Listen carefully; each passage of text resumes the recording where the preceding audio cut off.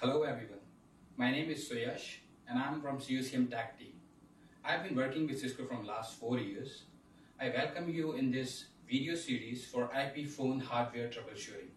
I hope this will help you. Thank you. In this video, I would explain you how you can perform a factory reset on 7841 phone using the phone keypad.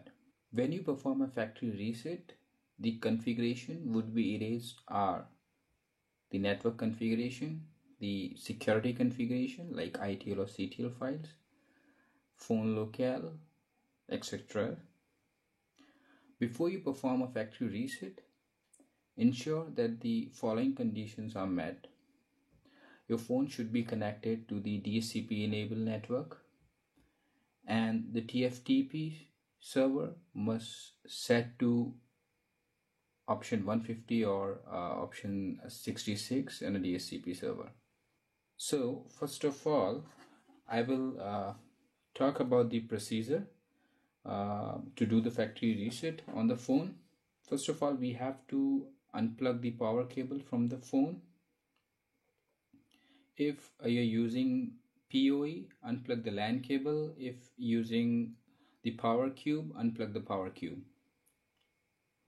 Then it is recommended to wait for at least 10 seconds. Then we have to press and hold the pound button and plug the phone back in. When the phone boots up, the headset button, the speaker button and the mute button lights up. When the light on the mute button turns off, press 1 2 3 4 5 6 7 8 9 star 0 hash in sequence. When you press 1, the light on the headset button turns off. The light on the select button flashes when a button is pressed. After you press these buttons, the phone goes through the factory reset process. If you press the buttons out of sequence, the phone powers on normally. Do not power down the phone until it completes the factory reset process and the main screen appears. Now, let's perform it on the phone. First of all, here I'm using PoE, so I'll plug out the LAN cable from the phone and wait for some time, let's say 5 seconds or 10 seconds.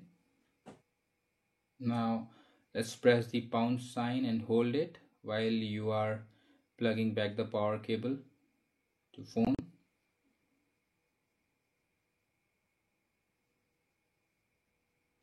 Now press the keypad 1 2 3 4 5 6 7 8 9 star 0 pound in sequence. Now you can see the phone is loading its image. It may take several minutes depending upon the phone model.